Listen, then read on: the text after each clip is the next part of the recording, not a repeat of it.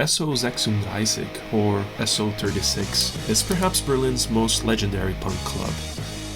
A place where David Bowie and Iggy Pop used to hang out in the late 70s when they lived in the German capital. Since opening in 1978, SO36 has become an icon of Berlin's nightlife, and even the club's name is part of Berlin's history. It refers to an old postcode of Oranienstraße, the street where SO36 is based in the heart of Kreuzberg, a once poor district in West Berlin. With time, SO36 became more eclectic. It was a reference for the new wave movement in Europe. It embraced hip-hop and techno. It became a diverse place where groups from different backgrounds got together. But now, there's something missing in this picture.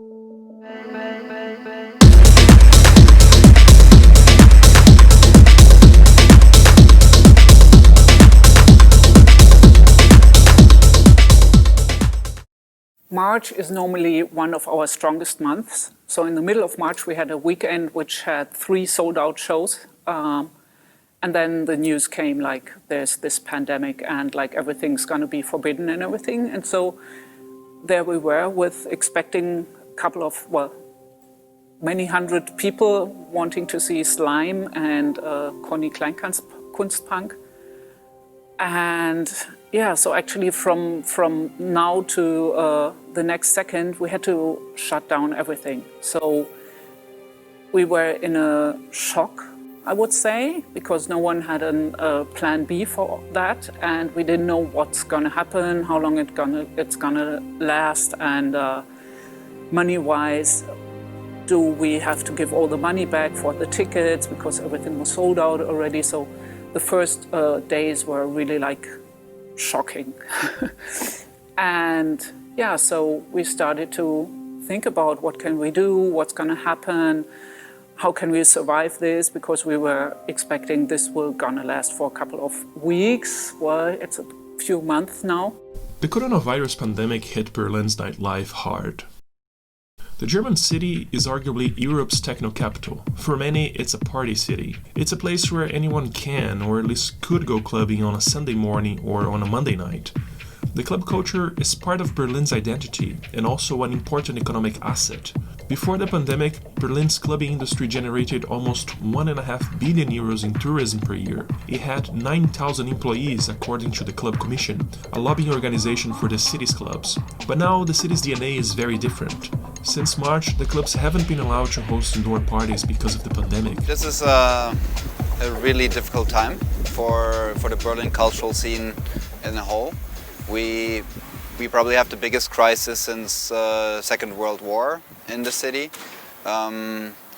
Basically, all the clubs are right now shut down, and people who work for the clubs, about 9,000 people, are without their job.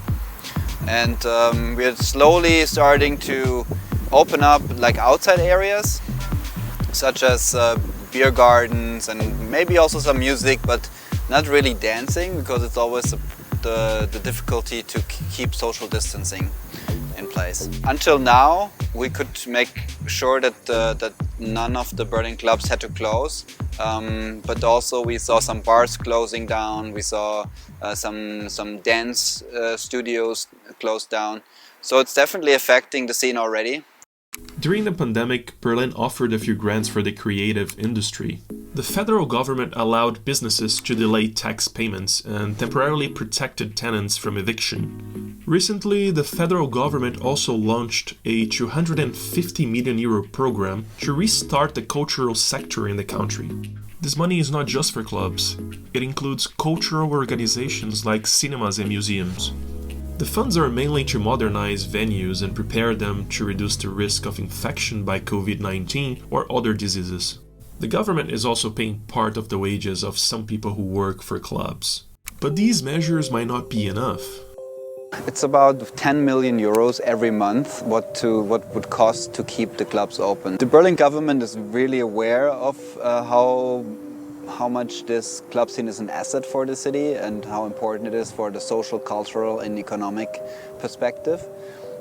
So I think we have support before a club will go bankrupt, but There are clubs definitely which contracts are running out by the end of the year, so they probably won't reopen again. From the first day on, we started to shout out for help because we are an NGO or an association who runs the SO36. So we are allowed to collect Spenden, donations, which are tax-free and are good for the people who do the donation, like they can reduce their taxes and everything. So that was our first idea, like we need help and we will ask our friends. But in the end, like, it's a matter of time because our friends cannot donate forever because they don't have that much money either. Because of its cultural value to the city, SO36 received 10,000 euros from Berlin's Senate, but this doesn't even cover the rent costs. Berghain, considered by many as the most important techno club in the world, received 250,000 euros from the city's Senate for an art exhibition project. Not everyone is getting something, and many clubs can't wait much longer for financial support. Some venues, they took some credit, so they will be in debt whenever they are allowed to open again. Like for this, well, for the whole city and for all the venues, it's really a difficult situation because when we will be allowed to open again, like then everybody is broke already and has to pay lots of debt and everything. So that's really hard. When clubs shut down in March, they had to come up with ways of making money. So they helped create United We Stream, a movement where clubs stream live concerts from their own spaces and people watching these events at home can donate to the project. The clubs will split these donations according to several criteria. So far, the fans raised 1.5 million euros. But this is not a long-term solution. During summer, clubs could use their outside areas for events and to sell drinks. However, this is unlikely to happen during fall and winter. How can we reopen? What are the different options we have? But it's really a tough decision to make because either you lose your identity as club culture, where people meet, where you have skin contact, where people are in a close contact. That is part of the socialization of a club. Or you're losing money because it's really not easy to run these kind of hygiene concepts without social distancing, and social distancing means you have less capacity, and that affects you, of course, economically. The shows or the events we are allowed to make, they just don't pay off. We would be allowed to have 60 people in the hall in here, and like if you have a look around, like 60 people, that's nothing, and so we would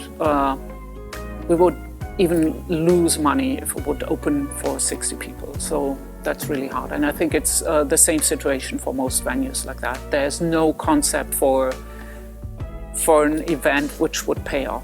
There's not much we can do. We have video shootings here, which are allowed, and then these little small gatherings by companies who need a space to gather and don't have a place on their own. So, but that doesn't bring much money. For now, SO36 is selling merchandising online and hosting small events serving drinks. These are allowed as long as the venue follows hygiene regulations. But the pandemic might force clubs to change their business model if they want to survive. As of the end of October, clubs could still host events for up to 5,000 people in open areas. These events, of course, have to comply with social distancing and hygiene regulations, and music is not allowed after 10 p.m. I think we have to rethink then how we run nightlife in the city, maybe more how we can be more tolerant, more open in public space, how can we use the outside areas more for partying, for gatherings, for music. That will be a big